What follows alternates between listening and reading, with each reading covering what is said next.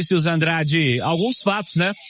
Nesse Atlético e Tombense de hoje, primeira vez que os titulares do Atlético estiveram em campo nessa temporada em maior número, né? Porque alguns já jogaram aí, alguns profissionais, né?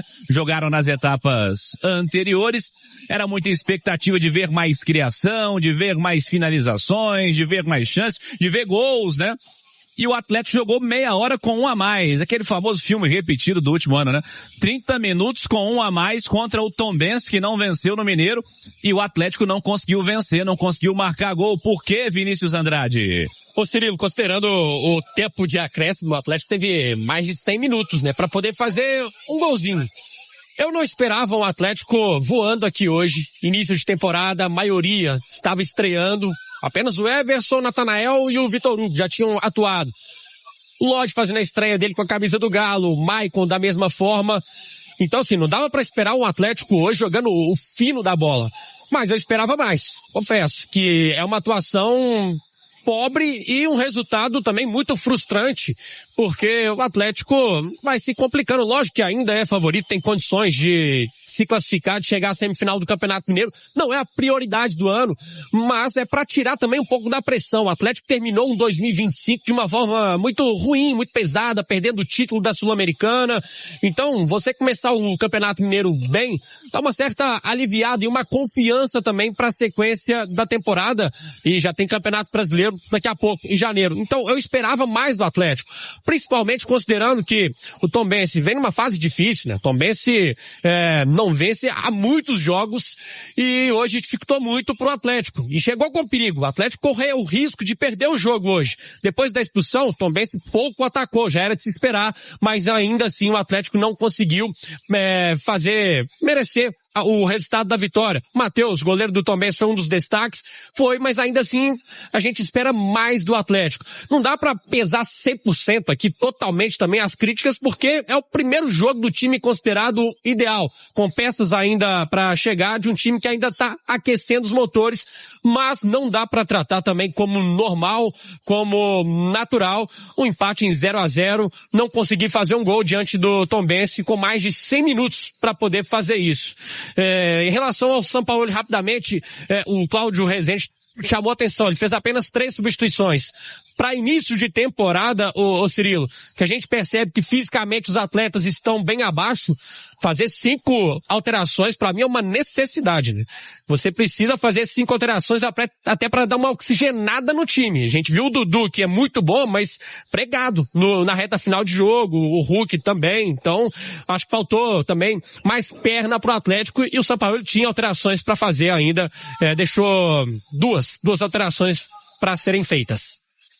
Tem muita coisa que é normal, né, num começo de ano, né? A falta de ritmo é normal, você procurar um time ideal no começo de ano ainda é normal, escolhas por juventude em alguns momentos, por mesclar elencos em um começo de temporada, tudo isso tá dentro da normalidade, né? Mas é difícil tratar com normalidade se jogar meia hora contra o Tombense e não conseguir fazer um gol, né? É difícil, né, tratar com normalidade, ainda que seja um começo de ano, né? As peças, tecnicamente, que o Atlético tem são muito mais ricas do que o Tombense. Então, virar pro torcedor e falar que tá tudo normal, que empatou por 0, mesmo empatando por 0-0, é difícil, né? É difícil. Em um começo de temporada, até porque é evidente que o torcedor olha pro outro lado, né? Em cidades de 2 times, o torcedor vira e olha pro espelho, o outro lado, a grama do vizinho. O Cruzeiro, que ontem também estreou seus profissionais e meteu 5-0 no jogo dele, também contra uma equipe do interior. Enfim, Atlético tem uma semana aí pra encurtar um pouquinho distâncias, para melhorar um pouquinho o seu desempenho. Lembrando que quarta-feira, 9h30, América, líder do campeonato. Domingo, 6 horas, Arena MRV, Cruzeiro. E na quarta-feira, dia 28, Palmeiras. Contra esses 3, e aí vamos pensando na escala de evolução, né? Vai subindo o nível, né?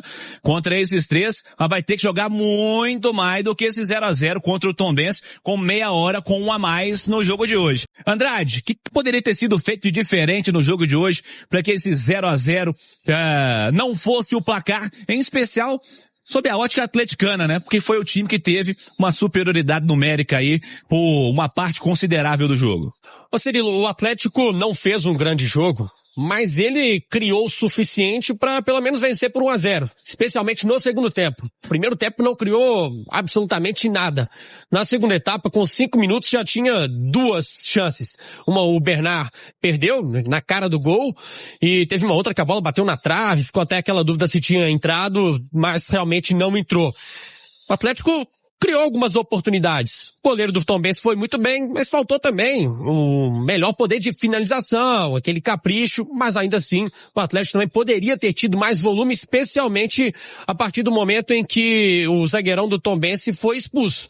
Porque aí o Atlético ele ocupou completamente o campo de ataque, porque não precisava se preocupar tanto com os contra-ataques do Tombense, que pouco atacava depois disso, tanto que o Sampaoli, ele tira o Natanael e coloca o Coelho. Quando o Atlético perdia a bola, o Coelho voltava pra ser um lateral. Mas muitas vezes, na maioria das vezes, ele ficava no campo de ataque mesmo como um ponta pelo lado direito. A grande preocupação, Cirilo, eu nem acho que seja o jogo de hoje. As vaias da torcida aqui, eu acho que tem muito a ver pelo passado e pelo futuro. Pelo passado, que eu digo, é pela temporada de 2025, que não foi uma boa temporada. O Atlético foi finalista da Copa Sul-Americana, mas não fez uma grande campanha, apesar de ter chegado à final. Fez um campeonato brasileiro muito ruim. Então, o ano termina com a desconfiança, e com toda razão, da torcida. E o futuro, porque daqui a pouco tem campeonato brasileiro.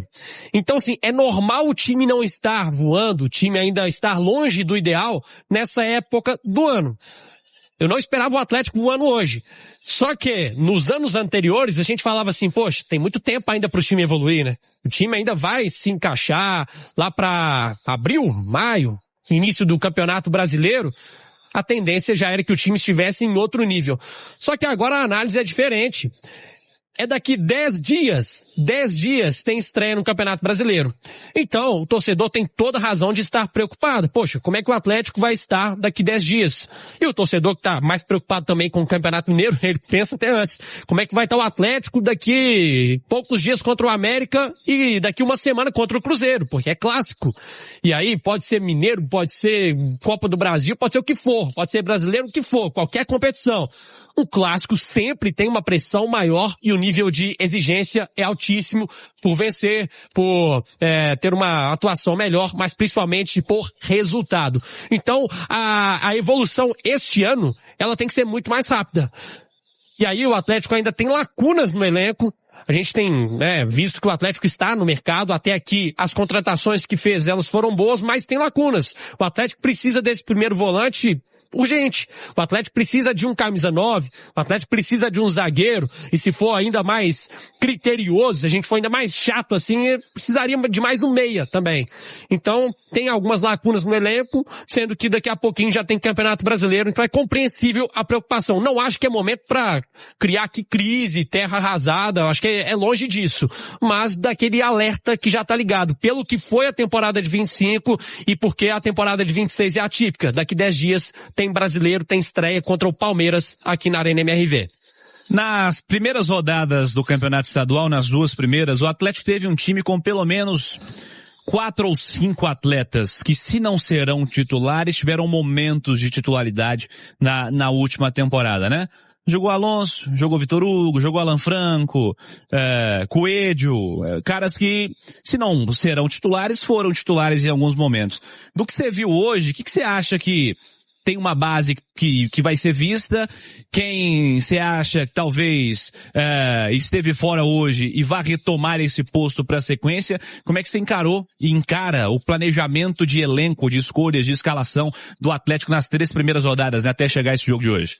Acho que a gente fica tentando discutir time titular, esquece, né? Com o Sampaoli ele não repete time. Então, mas a gente evidente que vai ter uma base ali, 5, 6, mas vai mudar bastante. Exato. Uma pergunta que era muito necessária e foi feita, não sei o nome do companheiro que fez. Marcos Fernandes. Boa. O Marcos perguntou então se o que é o tal do projeto esportivo, né? Porque fica muito vago. O que é projeto esportivo? Projeto esportivo é o quê? É porque o Galo tá contratando um monte de cara que tá falando que o projeto esportivo foi o que trouxe pra cá. Projeto esportivo ficou muito vago. E aí o Hulk não quis responder. Sobre a história de verdades ou mentiras, coisas inventadas, enfim, quando tem apuração de muita gente, aí eu já fico com esse negócio. Muita gente apurou a mesma coisa, né? muita gente foi por uma mesma linha. Então é importante falar o que é mentira, o que é verdade, sabe? Porque fica muito solto. Mas enfim, é importante que a coisa tenha sido de fato solucionada e que falemos do Hulk enquanto centroavante, atacante, o jogador ofensivo, ídolo do Atlético, né? Acima de tudo, um ídolo do Atlético, Andrade. E quando tem uma história tão complexa assim, ô Cirilo, como foi essa, continua sendo, né, do Hulk com Atlético e Fluminense, existem versões. Então às vezes a gente vai ver um jornalista que vai publicar uma informação que ele apurou de acordo com a fonte tal. E se você apurar com outra fonte, vai ser uma versão diferente. São muitas narrativas e divergências nessa história. Por isso, para mim, foi mal conduzida por todas as partes, porque cada um tá falando uma coisa. Essa entrevista com o Hulk hoje era importantíssima e, de fato, falar sobre essa situação toda hoje era muito mais importante do que tratar do jogo com o Hulk. Algumas situações ele respondeu, mas a principal que era essa questão do projeto esportivo, que eu fiquei bem curioso, Cirilo. Bem curioso, o Hulk preferiu não responder. Tá no direito dele, mas a gente vai continuar com aquelas perguntas. Projeto esportivo seria o quê? Ser titular? Ele falou no post lá do Instagram que não tem a ver com isso. Seria ter mais anos de contrato para um jogador que está chegando a 40 anos, que tem mais um ano de contrato e um gatilho para uma renovação por mais um ano. Não acho que precisaria você sentar na mesa com ele para estender ainda mais o contrato. Se você já tem pelo menos 2 anos de contrato, eu acho que é justo, que é coerente. Mas tomara que o Hulk possa estar 100% focado. Eu tenho certeza, conhecendo o Hulk, tudo que ele já fez na história do futebol, que ele vai dar o máximo, que ele vai estar entregue aqui ao Atlético, pela honra, pelo que ele é e pelo que ele representa com a camisa do Atlético. Em relação ao Sampaoli, ele falou que respeita, que está tudo bem. Essa questão de ser titular ou reserva, eu acho que definir isso antes da temporada começar é precoce, por mais que o treinador ele tenha uma predisposição em ter, esse jogador eu considero um titular, esse talvez tenha menos espaço, mas é o campo que vai mostrar isso. Se o Hulk começar a temporada voando, metendo gol, o Sampaoli fala assim, não, Hulk, porque eu não gosto de você não, vou colocar você no banco. Cara, isso é loucura. Eu acho que nenhum treinador faria isso. Se o jogador der a resposta no campo, nos treinos, nos jogos, ele vai se escalar. Não tem como. Então, isso eu acho que pode mudar. O Hulk, talvez na cabeça do Sampaoli, não seja um titular absoluto. Mas dependendo dos jogos, ele pode se tornar. Então, é variável. Mas o melhor cenário de todos é o Hulk ficar aqui com a cabeça 100%, ajudando bastante. É fato, e o São Paulo já falou, a diretoria também, que o Atlético busca um camisa 9, e talvez com a chegada desse camisa 9, que consiga fazer melhor essa função que o São Paulo quer, de fazer um pivô, de ter jogada aérea, de ter mais contundência lá na frente, talvez o Hulk perca espaço. Não impede também, eventualmente, que eles possam jogar juntos, mas talvez o Hulk não seja um titular absoluto. Eu tô com a sensação de que nessa novela ainda não chegou ao fim. A gente sempre vai ter que ficar acompanhando aí os próximos capítulos, os próximos passos, mas o fato é o Atlético precisa tocar sua vida, o Hulk também, tomara que seja aqui no Galo. Você falava antes do Abílio registrar a entrevista do Hulk sobre a história do centroavante e a busca por soluções justamente pro fazedor de gol. Custa dinheiro, custa caro, não é simples, mas o Sampaoli demonstrou um receio de que seja necessário um fato novo, né? E precisa mesmo. Independente da permanência ou não do Hulk, já era uma necessidade para a temporada passada. O Atlético precisa até para ter uma variação de jogo. E naquela entrevista coletiva do Paulo Brax, ele admitiu que ele se arrependeu de ter liberado o Daverson, por exemplo. Eu não estou falando que hoje o Daverson seria a solução, não acho que ele tem que voltar para o Atlético, mas estou falando apenas de característica. Faltou um camisa 9 pro Atlético na temporada passada e o jogo contra o Lanús foi gritante, né? Ficou muito evidente como a bola passava ali de um lado pro outro e não tinha um 9 de referência, às vezes por uma jogada aérea. E o Hulk, ele acrescenta em outros aspectos. Não adianta querer também cobrar do Hulk que ele seja o camisa 9 para fazer um pivô para jogar de costas pro gol. Eu falei que custa caro, Cirilo, porque você não vai tirar um camisa 9 um fazedor de gols de um outro clube se não tiver investimento. Você não consegue um jogador desses de graça, a não sei que seja uma ocasião super especial, mas não é a regra. Não é a regra. Então, você precisa realmente de um investimento. O Cláudio já trouxe durante essa semana, né, do interesse dessa negociação do Atlético pelo Cassierra. É um jogador que, sinceramente, eu não tinha acompanhado no Zenit. Então, assim, eu não vou tratar aqui como, é uma boa ou é uma aposta ruim sem ter um conhecimento maior do jogador. É lógico que eu procurei saber, assisti vários vídeos, busquei informações, parece ser um cara realmente muito útil e dentro desse perfil que o Sampaoli busca, mas eu tô vendo muita gente já tratando assim, esse é bagre. Assistiu quantos jogos dele? Porque quando chega um Verratti aqui no futebol brasileiro que ninguém conhecia e começa a meter gol, poxa, mas aí tem que ter criatividade para buscar um cara desse. E curiosamente foi o Brax, né, que buscou na época que ele estava no Vasco. Aí quando chega um Germancano, que inicialmente ele chegou no Vasco, depois fez muito sucesso no Fluminense. Não, mas esse cara estava esquecido aí, ninguém buscou. Depois que chega e dá resultado, aí todo mundo acha lindo. Mas quando chega um nome desconhecido e que o grande público realmente não conhece, não dá pra gente também aqui cravar se é bom, se é ruim. Tem que buscar informações e nesse momento confiar num departamento que o Atlético tem e também nesse trabalho do Sampaoli de tentar garimpar esse mercado.